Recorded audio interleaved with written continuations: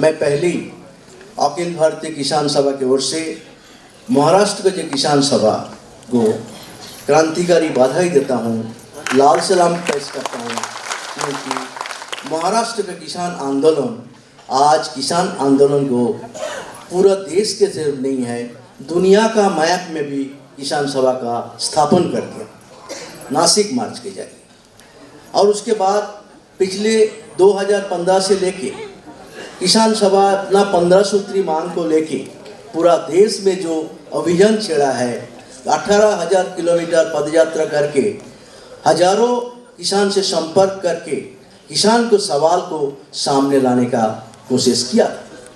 और उसके बाद ही किसान आंदोलन को किसान सभा संयुक्त रूप से आगे बढ़ाने के लिए अपना कोशिश जारी रखे। पहली हमारा किसान सभा के सामने जो हमला आया था वो नरेंद्र मोदी सत्ता में आने का बाद, और सत्ता में आते ही वो शुरू कर दिया था किसान पर हमला। और 2013 में जो भूमि अधिग्रहण कानून बना था जिसमें कुछ अच्छा विषय था, नरेंद्र मोदी आते ही उससे अच्छा विषय को निकाल दिया। किसान से जमीन छीना जाएगा, उसको पूछेंगे नहीं, उसमें नुकसान किया होगा, सामाजिक समीक्षा नहीं होगा, उसका दाम किया होगा, वो सही तय नहीं होगा, जमीन इस्तेमाल नहीं होगा तो उसको वापस नहीं दिया जाएगा। जो कानून में था वो सब निकाल दिया।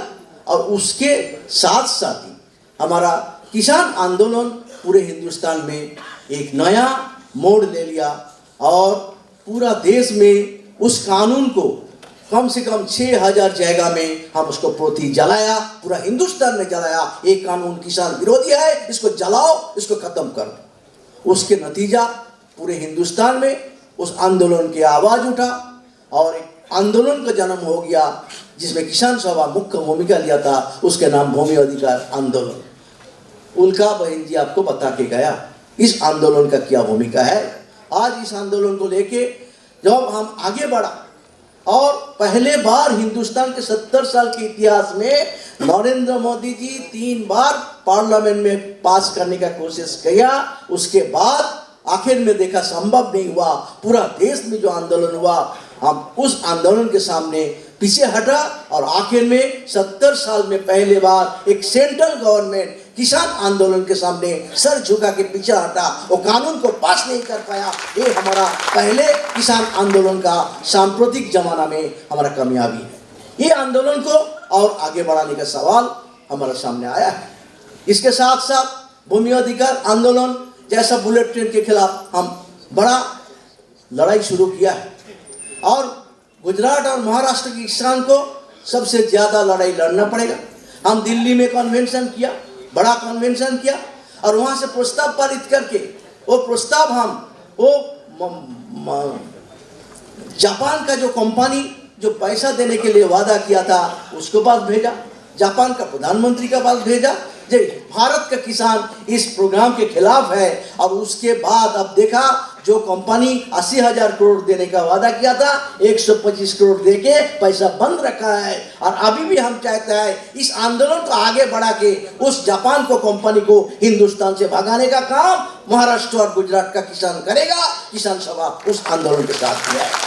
ये आंदोलन ऐसा एक के बाद एक आंदोलन हमारा सामने है। इसके बाद आप जो बोला, आज हिंदुस्तान के किसान एक कृषि संकट से गुजर रहा है। समस्या नहीं है, समस्या समाधान होता है, ये संकट है, रास्ता नहीं है, इसलिए खुदकुशी हो रहा है। 4 लाख किसान क्यों खुदकुशी किया? इसलिए क्योंकि रास्ता नहीं निकाल रहा है।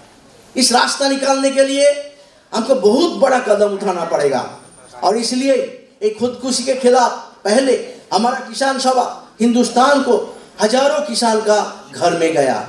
किसान जो खुदकुशी किया, समझने की कोशिश किया क्यों खुदकुशी कर रहे हैं।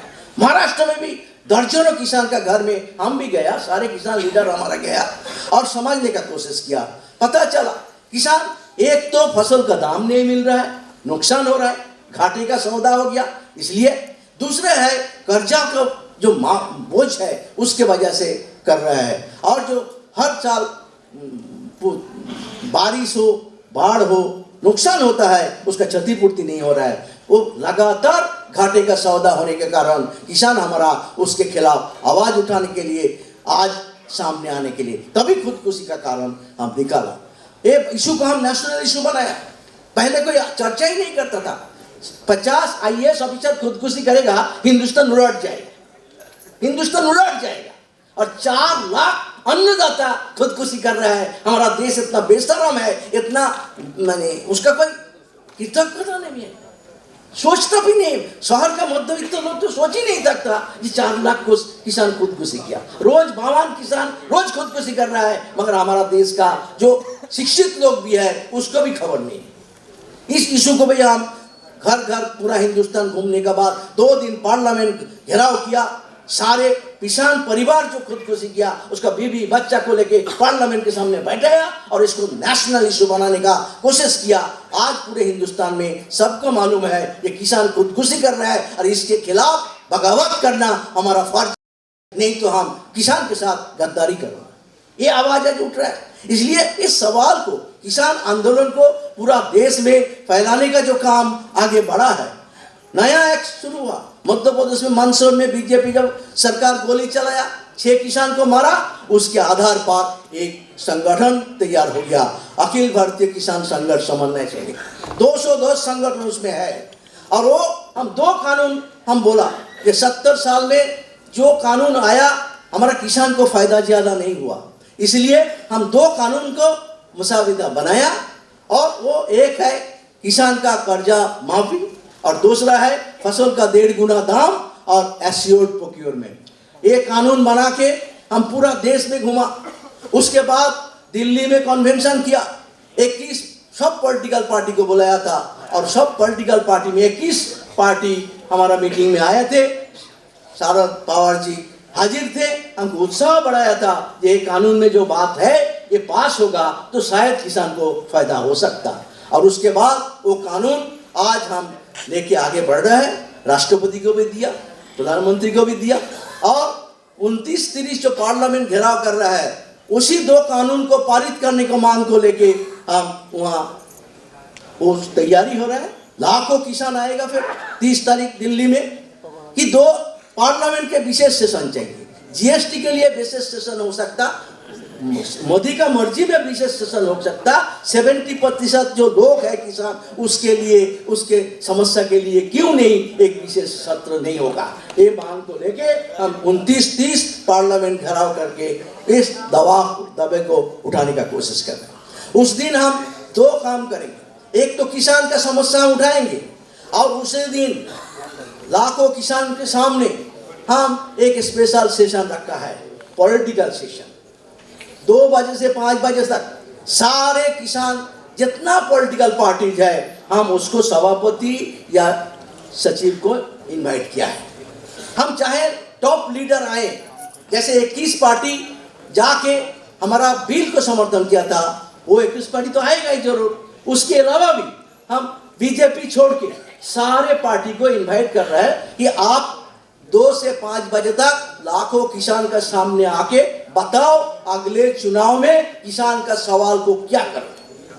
हम किसान को नेशनल एजेंडा में लाया। 3 साल पहले किसान का बात नहीं होता था और आज रोज सुबह शाम टेलीविजन रेडियो मंत्री किसान किसान कर रहा है, क्योंकि हम किसान आंदोलन, किसान को नेशनल एजेंडा में प्रतिष्ठित कर दिया।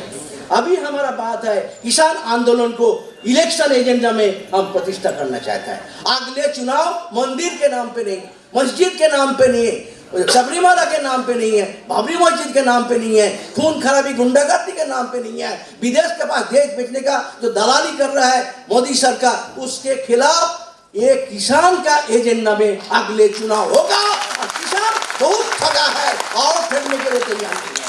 70 साल किसान के साथ चीटिंग हुआ, आज किसान बगावत करने के लिए तैयार है। और किसान को सुनो और ना हो भाड़ में जाओ, ये आवाज किसान उठाएगा। 21 पार्टी का नेता सब आएंगे और 10 मिनट को टाइम सब बोलेंगे। उसका इलेक्शन मैनिफेस्टो में किसान इशू रहेगा क्या नहीं, कौन कौन मांग मैनिफेस्टो में रहेगा और नहीं रहेगा तो हम ऐलान करेंगे ये पार्टी किसान का दुश्मन है। ये हमारा 30 तारीख का एक बड़ा प्रोग्राम है। सारद जी का आशीर्वाद हमारा साथ शुरू से है, इस बार भी रहेगा, इसमें हमारा कोई शक नहीं है। इसलिए ये जो किसान आंदोलन एक नया रूप ले रहा है और नरेंद्र मोदी आज साबित हो गया। आज गांव-गांव में किसान आंदोलन 4 साल में ये वार्ता पहुंचा दिया, नरेंद्र मोदी किसान विरोधी, ये बात पहुंच गई। इसलिए नरेंद्र मोदी इतना बेचैनी है, क्यों? उसका मालूम है किसान बिगड़ जाएगा तो उसको सत्ता में आना संभव नहीं है। वो अपना MP MLA को गांव-गांव भेजा था, सब खबर आया किसान के अंदर गुस्सा है। इस गुस्सा को हमको राजनीतिक रूप देना पड़ेगा। इसलिए हमारा ये बात है, मोदी जी को बोला हम नहीं मांग रहा है, तुम वादा किया था किसान को 1.5 गुण दाम देंगे, तुम वादा किया था किसान का कर्जा माफी करेंगे, तुम वादा किया था किसान का खुदकुशी घटाओगे। ये सब तुम्हारा वादा है, तुम पूरा करो। वादा पूरा करने का समय है। 4 साल 4.5 साल बीत गया, ये वादा पूरा नहीं हुआ। इसलिए हमारा यही कहना है कि नरेंद्र मोदी किसान के साथ गद्दारी किया है और 70 साल में इतना बेसी किया था। किसान विरोधी प्रधानमंत्री हिंदुस्तान के गद्दी में आज तक नहीं बैठा। सबसे ज्यादा किसान विरोधी प्रधानमंत्री कोई है तो नरेंद्र मोदी है। ये हमारा किसान आंदोलन का अभिमान। इस बात को गांव-गांव में फैलाना पड़ेगा। एक तरफ किसान विरोधी है, एक तरफ मजदूर विरोधी है, एक तरफ नौजवान से गद्दारी किया है। 2 करोड़ जॉब के बारे में आम काला धन लाने के लिए बोला, सब कुछ हुआ। GSTR जो डिमोनेटाइजेशन हुआ, उसको जो किसान का नुकसान हुआ, डिमोनेटाइजेशन के वजह से 2 साल किसान बर्बाद हो गया। क्योंकि कैश चाहिए, किसान का सामान बेचना चाहिए, जो खरीद करेगा उसको भी कैश चाहिए, किसान को भी कैश चाहिए इमीडिएटली अगले फसल के लिए। मगर डिमोनेटाइजेशन के वजह से 2 साल कैश बाजार में नहीं था और कैश ना रहने से हमारा देश का किसान बर्बाद हो गया 2 साल में। वो क्षतिपूर्ति नहीं होगा, एक बार इतना नुकसान होगा तो कैसे किसान बच सकता है। इसलिए हमारा कहना है कि किसान आंदोलन ये सारे सवाल को हिसाब मांगेंगे और अगले चुनाव में। इसलिए नरेंद्र मोदी किसान विरोधी इस आवाज को घर घर पहुंचाने का काम हमको करना पड़ेगा। साथ साथ ये सिर्फ किसान विरोधी नहीं है, हिंदू मुसलमान को नाम पे आज बाबरी मस्जिद फिर दोबारा उठ रहा है। 4.5 साल मंदिर भूल गया था, वोट के समय मंदिर याद आ गया, बाबरी में सबरीमाला आ गया, वहां मौका मिल गया। हर जगह में भावात्मक विषय के इस्तेमाल करके बीजेपी, RSS, बजरंगी दल ये सब गुंडागर्दी करके सत्ता में दोबारा जाने का कोशिश कर रहे हैं। हमारा किसान का सबसे बड़ा इनकम 30% इनकम पशुधन से होता है। गाय बेचता है, उसी से पैसा होता है। नया गाय खरीद करता था, ये बंद कर दिया, गाय बाजार में बिकता नहीं। इसके वजह से किसान का 30% नुकसान फिर बढ़ गया। हम चाहता है ये नहीं चलेगा। इसको नरेंद्र मोदी का सरकार के राज में लिंचिंग शुरू हो गया। कोई गाय पालने के लिए जाएगा तो एक गुंडागर्दी करके 73 लिंचिंग का घटना आज पिछले 2 साल में घटा है। ये रोज घट रहा है और मुसलमान दलित होने से तो कोई सवाल ही नहीं है। इसलिए जो सांप्रदायिकता ये सरकार का नीति है। विदेश का बड़े बड़े कंपनी का दलाली किस तरह कर रहा है ये भी आपके सामने है। मोदी 41 देश शासन घूमने गया, उनमें से 23 कॉन्ट्रैक्ट मिला 2 कंपनी का, 16 कॉन्ट्रैक्ट मिला अंबानी का और 6 कॉन्ट्रैक्ट मिला अदानी का। तो क्यों जाता है प्रधानमंत्री का काम है हमारा बड़े बड़े कंपनी को ले गया और उस देश के साथ बातचीत करके उसको कॉन्ट्रैक्ट करवा देना। एक ही सरकार नरेंद्र मोदी की ये कंपनी के एजेंट है क्या? आज इसलिए एक के बाद एक उन्होंने बोला था ना खाऊंगा और खाने नहीं दूंगा, याद है ना आपको? अभी राफेल के बाद प्रमाण हो गया, नहीं मैं अभी खाने दूंगा, बाद में उससे खाऊंगा। ये नया स्लोगन है। क्यों? क्योंकि एक पॉलिटिकल पार्टी का कोई कंपनी चांदा दे नहीं सकता, कानून बदल दिया। पहले राजनीतिक दल को बड़े बड़े कंपनी चांदा देता था इलेक्शन में, अभी वो कानून बदल हो गया। अभी पार्टी के नाम में शेयर बाजार में बॉन्ड बेचेंगे, सब पार्टी अपना बॉन्ड बेचेंगे और एक सब बड़े बड़े कंपनी उसमें खरीद करेंगे। फिर भी उसमें 2 शर्त है, कौन कंपनी खरीद कर रहा है उसको नाम बताया नहीं जाएगा, कितना पैसा दिया वो नाम कोई जान नहीं पाएगा। इसके वजह से ये कोई सीपीएम का बॉन्ड तो कोई कंपनी खरीदने नहीं आएगा, गरीब पार्टी का बॉन्ड तो कोई खरीदने आएगा। तो वो जो जिससे ज्यादा सुविधा मिलेगा, कंपनी को लाइसेंस करवा देंगे, लूटने का मदद कर देंगे, बड़े बड़े कॉर्पोरेट के लिए देश बेचने का मौका कर देंगे, वो उसी का ही बॉन्ड को खरीद करेगा। उसके मतलब आज 30,000 करोड़ जो फायदा पहुंचा दिया राफेल सौदा करते गए नरेंद्र मोदी अंबानी को, अभी 30,000 करोड़ उसको दे दिया, बाद में वो 10,000 करोड़ का बॉन्ड खरीद कर लेंगे, मालूम नहीं पड़ेगा कौन दिया कितना दिया। इसलिए बोल रहा है अभी खाने दूंगा और बाद में उससे खाऊंगा। आज ये नरेंद्र मोदी का भ्रष्टाचार का नया रूप है। इसलिए 64 करोड़ का भ्रष्टाचार के लिए पूरा देश में आवाज उठाया था, गली गली में शोर है, राजीव गांधी चोर है। राजीव गांधी खोज नहीं था, उसका साथ रिश्तेदार कोई था कथरोची, उसका साथ कोई संबंध था, वो तो कमीशन 64 करोड़ और 30,000 करोड़, उसके तो बहुत बड़ा, हजारों गुण बड़ा भ्रष्टाचार है।